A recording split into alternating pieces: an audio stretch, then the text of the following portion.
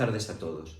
No es raro en la historia de las palabras que con el paso del tiempo su sentido primigenio quede relegado al nivel de una acepción inusual. Este es el caso, sin ir más lejos, de la palabra latina auctoritas, de la que deriva nuestro vocablo autoridad. El sentido del vocablo latino es en cierto modo tan peculiar que ni Dion Casio supo encontrar un término equivalente en la lengua griega. Y no creo que debamos extrañarnos por ello, ya que en latín el concepto auctoritas debe ser relacionado con el de potestas e incluso con el de imperio. Para poder explicarlo brevemente, me voy a limitar a los dos primeros, auctoritas y potestas.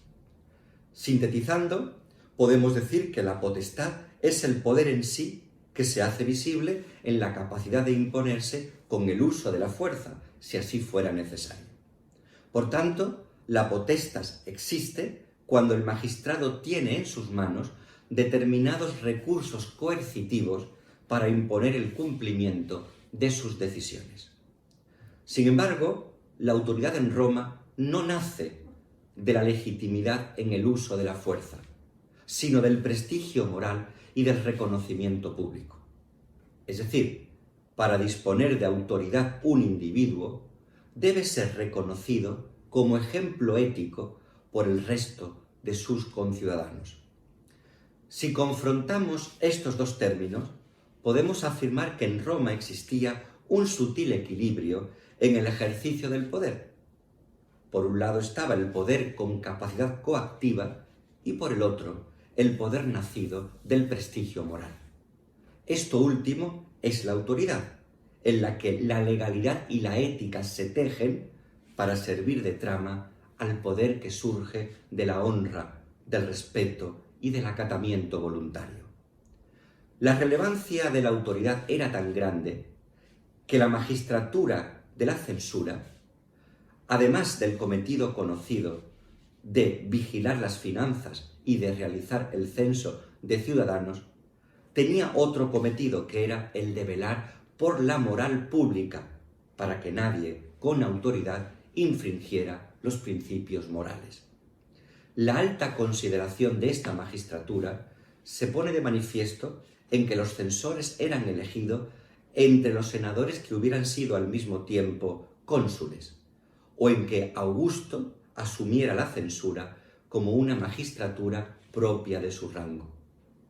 Tal vez el censor más conocido de la historia de Roma fue Catón, que se enfrentó ni más ni menos que a Escipión el africano, acusándolo de despilfarro.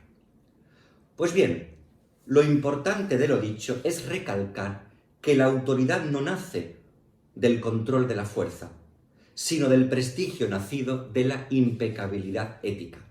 Y era eso lo que vigilaban los censores cuando escrutaban los méritos y la vida de todos los que aspiraban a una magistratura o a ocupar un puesto de relevancia en los ejércitos.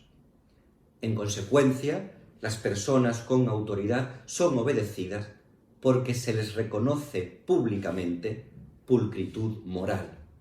Y de ahí surge la confianza que despiertan en el resto de la ciudadanía, que se fía de su sabiduría, que se somete a su discernimiento jurídico y que se encomienda a su conciencia de equidad. En este sentido, incluso los magistrados con potestas se sometían al parecer de aquellos con autoridad. Una autoridad que se ejercía, como digo, sin recurso a la fuerza, sino con persuasión y argumentos. De hecho, el Senado romano no tenía potestas, pero era el órgano de mayor autoridad de Roma. Y por eso los magistrados con potestas seguían sus directrices con profundo respeto. Esta es la auctoritas patrum, o autoridad de los senadores o de los padres, de la que hablan los textos. Esta doble forma de detentar el poder en Roma contrasta con nuestros días, en los que vemos que la autoridad, confundida con la potestad, recae sobre personas sin sabiduría, sin trayectoria impoluta y sin sentido de la rectitud y de la moderación.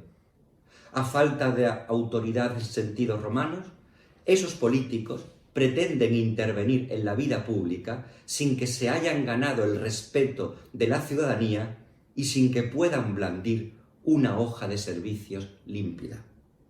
A mi juicio, ahí radica el descrédito en muchas instituciones del Estado, en que son ocupadas por una carambola trazada por estrategas de monopolio.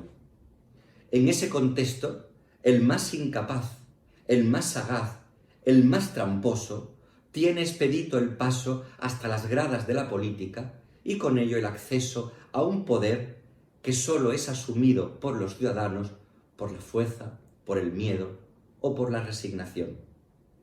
En situaciones tales, la decencia se convierte en un juego de rol protagonizado por tunantes que revuelven el significado de las palabras para transformar su falta de autoridad en exceso de pundonor.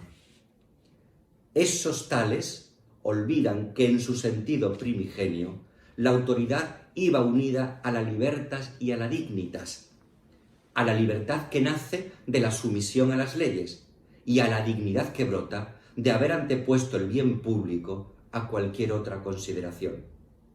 Cicerón explica todos estos pormenores en su obra titulada De Legibus, llegando a afirmar que el poder debe asentarse en la autoridad, es decir, que aquellos que tienen el monopolio de la fuerza deben supeditar su acción a los que tenían una trayectoria de respeto a la ley y de atención exclusiva al bien común y público.